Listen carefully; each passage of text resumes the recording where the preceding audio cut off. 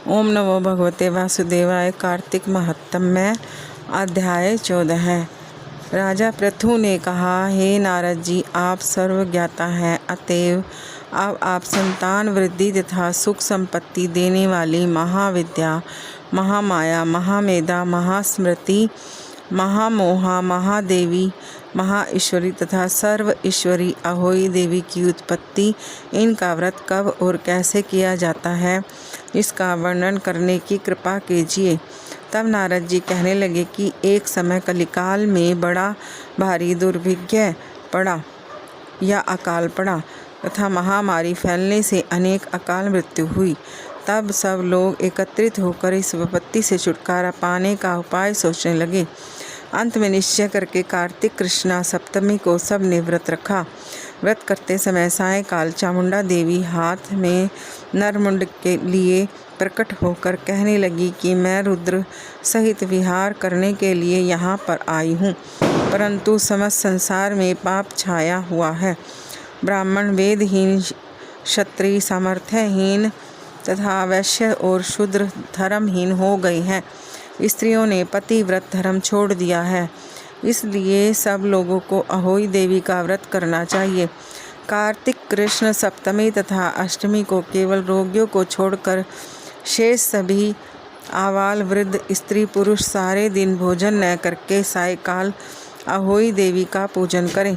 अहोई देवी मेरी ही नाम है, अतएव यह मेरा ही पूजन समझना चाहिए।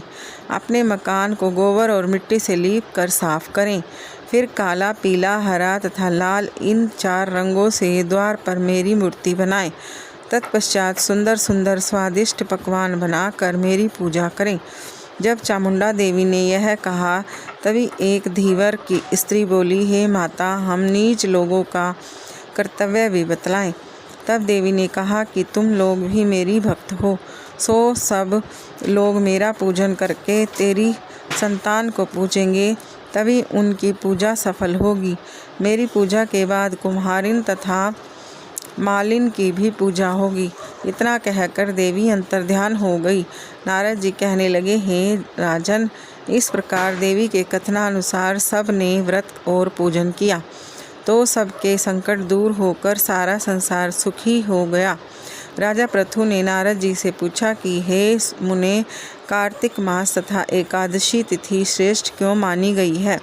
तब नारद जी ने कहा, हे राजन, एक बार यही प्रश्न सत्यभामा जी ने श्री कृष्णा जी से पूछा था और उन्होंने जो उत्तर सत्यभामा जी को दिया था वही मैं तुमसे कहता हूँ, ध्यान लगाकर सुनो। एक समय सत्यभामा जी ने श्री कृष्णा जी से पूछा कि हे प्राणनाथ, जब सभी मास और तिथियां बराबर हैं तब कार्तिक मास और एकादशी तिथि उत्तम क्यों मानी गई है? तब श्री कृष्णा जी ने कहा, हे प्रिय, शंख नामक एक दैत्य समुद्र का पुत्र था। वह दैत्य इतना बलवान था कि उसने इंद्रादि देवताओं को स्वर्ग से निकालकर उनका स्थान स्वयं ले लिया। सब लोग उससे भयभीत होकर अपने बाल बच्चों सहित पर्वतों की कंदराओं में चले गए। तब यह दैत्य सोचने लगा कि मैंने देवताओं का स्थान तो ले लिया, लेकिन वे जीते नहीं गए हैं। सो ऐसा प्रतीत होता है कि देवता वेद मंत्रों से बलशाली हैं, अतः मंत्रों सहित वेदों को हर ले आऊं। जब उसने ऐसा विचार किया तो वे डर के सारे समुद्र में चले गए। तब ब्रह्मा आदि सब देवता संसार को वेद विहीन देख भगवान विष्णु की शरण में गए और उन्हें जगाने के लिए गीत, वाद्य आदि क्रियाएं की। भगवान के जागने पर आह्वान, आसन, पाद्य, अर्घ्य, आचमन, स्नान, वस्त्र, यज्ञोपवीत, चंदन, पुष्प, धूप, दीप, नैवेद्य, तांबुल यानी पान, प्रदक्षिणा तथा नमस्कार द्वारा षोडशोपचार पूजन किया। तब विष्णु भगवान प्रसन्न होकर देवताओं से कहने लगे कि हे देवताओं, मैं तुमसे अत्यंत प्रसन्न हूँ, अतएव शंख आदि दैत्यों को मारकर मैं चारों वेदों को शीघ्र ही ले आऊँगा। परंतु आज से वेद बीज मंत्रों सहित कार्तिक मास में जल में निवास करेंगे। अतएव कार्तिक के महीने में जो कोई जल से स्नान करेगा उसको यज्ञ के समान फल प्राप्त होगा और उसके समस्त विघ्न दूर हो जाएंगे। हे देवताओं, आज एकादशी के दिन आप सबने मुझे जगाया है, इसलिए सब तिथियों में एकादशी की मान्यता अधिक होगी। वस्तुतः कार्तिक तथा एकादशी का व्रत मुझे अत्यंत प्रिय है। नारद जी कहते हैं, हे राजन, इतना कहकर भगवान मच्छ यानी कि मछली का रूप धारण कर विंध्याचल में निवास कर रहे कश्यप जी की अंजलि में आ गए। कश्यप जी ने उनको कमंडल में डाल दिया। जब कमंडल भर गया तो मत्स्य रूप होकर भगवान कहने लगे कि हमको कोई बड़ा स्थान दो। तब कश्यप जी ने घड़ा दिया, घड़ा भी भर गया। तब उन्होंने कुएं में छोड़ दिया, परंतु भगवान धीरे धीरे बढ़ते रहे। तत्पश्चात कश्यप जी ने उनको समुद्र में डाल दिया। भगवान समुद्र में भी बढ़ने लगे। फिर मत्स्यावतार भगवान शंखासुर दैत्य को मारकर बद्री नारायण के आश्रम पर आए। वहां आकर भगवान ने देवताओं से कहा कि हमने शंखासुर को मार दिया है, अतएव अब ऋषि और मुनि जाकर समुद्र में से वेदों को ढूंढ लाएं।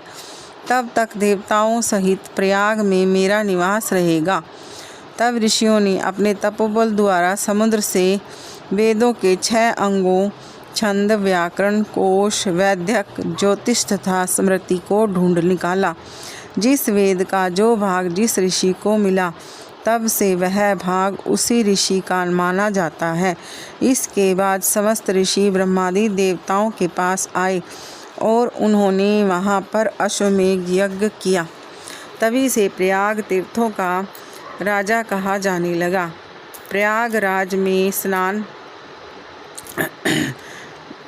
दान तथा यज्ञादि का विशेष महत्व है।